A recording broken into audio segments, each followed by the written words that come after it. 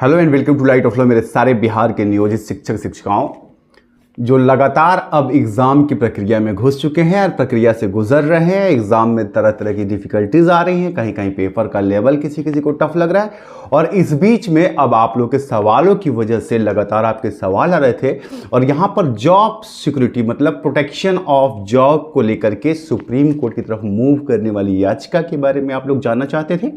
और साथ ही ये जो एक बड़ा मुखर सवाल आप लोगों का आ रहा है कि सरकार ने अभी तक लिखित में ऑनरेबल कोर्ट के अंदर ये क्यों नहीं दिया है कि हम अगर अटेम्प्ट में पास नहीं होते हैं तो हमारी नौकरी सुरक्षित रहेगी, जबकि कमेटी की रिपोर्ट अनुशंसा के अनुसार कमेटी की अनुशंसा ने साफ साफ कहा है कि जो एग्ज़ाम पास नहीं करेंगे उन्हें नौकरी से बाहर कर दिया जाएगा। तो क्या ये परफेक्ट चीज़ है? क्या इसके ऊपर क्या डेवलपमेंट है? ऑनरेबल उच्च न्यायालय के अंदर क्या स्टैंड चल रहा है? सरकार का क्या स्टैंड है?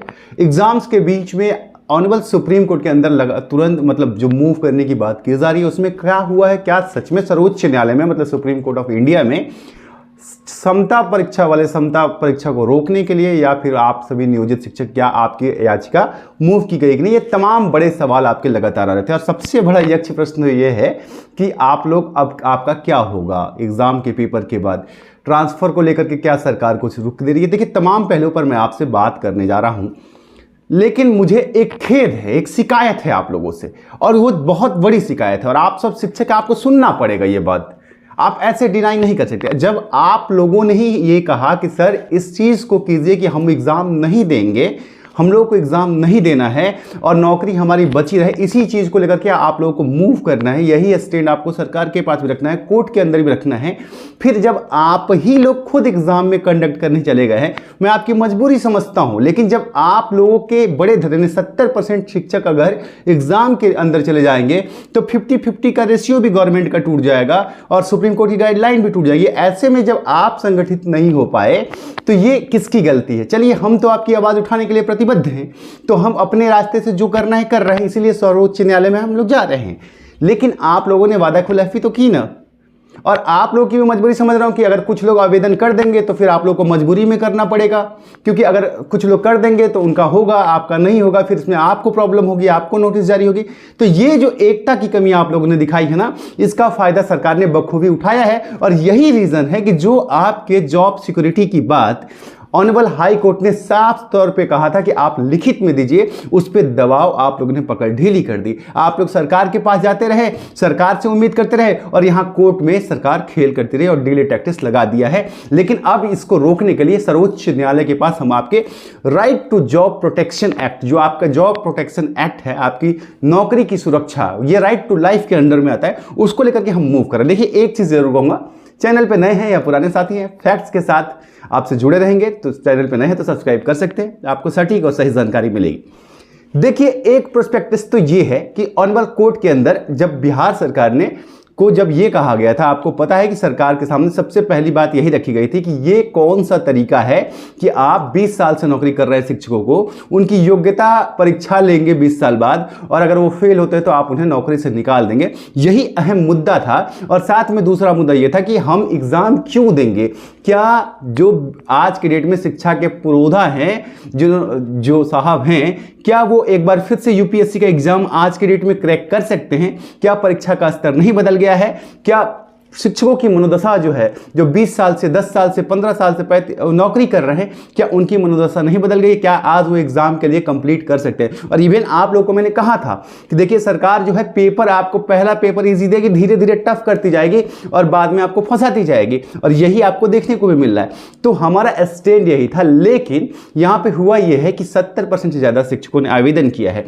आवेदन का मतलब होता है कि आप परीक्षा से सहमत हैं और इसी की वजह से आपका खेल जो है गड़बड़ हो गया। लेकिन फिर भी हम अब यहां से आपके लिए एक ही काम कर रहे हैं। हम लोगों ने मांग बहुत सुनने समझने के बाद हमें लगा कि भाई आप लोगों की वजह से या जैसे भी हो, आपकी ये मांग अब स्टैंड नहीं कर पाएगी कि एग्जाम को रोक दिया जाए, तो हमने आपके जॉब प्रोटेक्शन को लेकर के हम लोगों ने प्रयास शुरू किया है कि आपकी नौकरी सुरक्षित रहे, चाहे आप एग्जाम पास हों या ना हो, लेकिन आपकी नौकरी, आपको राज्यकर्मी का दर्जा मिले या ना मिले, पर आपकी नौकरी सुरक्षित रहे। इसके लिए प्रतिबद्धता के साथ हमने काम शुरू किया और उसमें जो है हम लोगों ने एक PIL जो है ऑनरेबल सुप्रीम कोर्ट की तरफ मूव किया। बहुत सारे साथी ये कह रहे हैं, कुछ यूट्यूब पे वीडियो भी आए हैं ऐसे कि सुप्रीम कोर्ट में याचिका चली गई। नहीं, ये गलत बात है। अभी तक आप लोगों की तरफ से सुप्रीम कोर्ट में कोई भी पिटीशन फाइल नहीं की गई है इस चीज को लेकर के। हम लोग इनिशियल स्टेज पर अभी मेंशनिंग करवा रहे हैं और सारे शिक्षक संगठनों से ये बात करें कि साहब आप लोग एक गलती तो कर दिए हैं, आप लोग मेरी बात समझिएगा, बुरा मत मानिएगा। एक गलती तो आप लोगों ने एग्जाम में फॉर्म भर के कर दिया कि जहां 70% लोगों ने आवेदन ही कर दिया। मतलब आप समझिए, आवेदन का मतलब होता है सहमति कि हां आप एग्जाम देने के लिए तैयार हैं, चाहे वो किसी भी हालत में है, लेकिन आपने आवेदन कर दिया, मतलब आप सही हैं और सरकार के इस फैसले का समर्थन कर रहे हैं। तो एक गलती तो आपकी यहां हो गई। अब यहां पर अगर आप लोग यहां पे भी ढिलाई दे देंगे ना साथियों, कि जॉब सिक्योरिटी आप लोग लिए बिना एग्जाम दे रहे हैं, तो देख लीजिएगा ये आप लोग के लिए मुश्किल होगी। क्योंकि इस कमेटी की रिपोर्ट आपके बीच में सार्वजनिक थी कि अगर आपने एग्जाम पास नहीं किया तो आपको नौकरी से बाहर कर दीजिएगा। और जब ऑनरेबल कोर्ट के अंदर लिखित मांगा गया है तो सरकार अभी इसमें डिले टैक्टिस कर रही है। ऐसे में अगर आप इस चीज को लूज करेंगे तो आपके लिए प्रॉब्लम होगी। अब आपके संवैधानिक अधिकारों की बात करते हैं। आपकी नियुक्ति जो है, देखिए तो ये सवाल जो था, अब आपकी जॉब सिक्योरिटी को लेकर के क्या हो रहा है ये बता देता हूं मैं आपको। देखिए आपकी नौकरी नहीं जाएगी, इसके तमाम कानून के प्रावधान हैं। जो शिक्षक शिक्षिकाएं हमारी बहनें या साथी आप लोग जो परेशान है कि अगर एग्जाम में मेरा अच्छा पेपर नहीं हो रहा है, मैं अगर फेल हो गया तो मेरी नौकरी चली जाएगी, इससे आप लोग अपने दिमाग से निकाल दीजिए। क्योंकि आपकी जो नियुक्ति हुई थी, आप लोग खुद शिक्षक हैं, पढ़े लिखे हैं, आपकी जो नियुक्ति हुई थी वो संवैधानिक दायरे में होकर की गई थी और आपको जॉब सुरक्षा दी गई है। किसी भी आदमी की जब नौकरी, आपको पता है कि दो तरीके से होती है।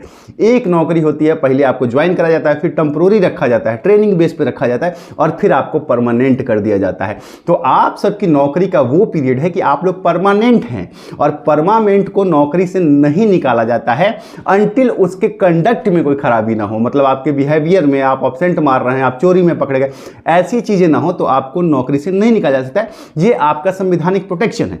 अब हम जो है इसी चीज को लेकर के हम लोग सारे शिक्षक संगठनों से बात कर रहे हैं और प्रयास कर रहे हैं कि आप लोग भी एकजुट होकर के एक याचिका जो है सुप्रीम कोर्ट से डायरेक्शन ले लिया जाए कि आपकी नौकरी बची रहेगी। और सुप्रीम कोर्ट के उसी आदेश का पालन कराने की कोशिश कर रहे हैं हम लोग, जो सुप्रीम कोर्ट ने 2-3 जजमेंट से दिए हैं, जिसमें यह कहा है कि अगर कोई पहले से नौकरी और परमानेंट कर रहा है तो उसे आप बाद में किसी एग्जाम के जरिए नौकरी से नहीं निकाल सकते, उसकी योग्यता दोबारा नहीं की जा सकती।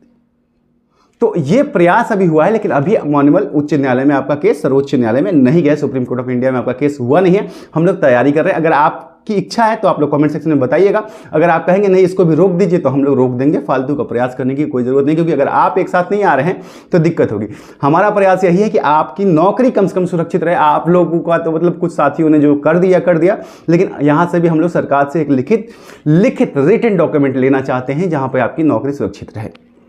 तो इसका प्रयास चल रहा है, लेकिन अभी सुप्रीम कोर्ट में नहीं गया। हाई कोर्ट का क्या स्टैंड है? देखिए हाई कोर्ट में एक लंबा डेट मिल गया था आप लोगों को, और मतलब ये है कि वहां पे अर्जेंट मेंशनिंग का तरीका इस्तेमाल नहीं किया गया। कहीं ना कहीं वहां भी एक चूक हुई है कि वहां मेंशनिंग कराना चाहिए एग्जाम को रोक को लेकर के। लेकिन देखिए जब आप लोग को ही कोर्ट की लड़ाई लड़नी है, हम तो आपको गाइड कर सकते हैं।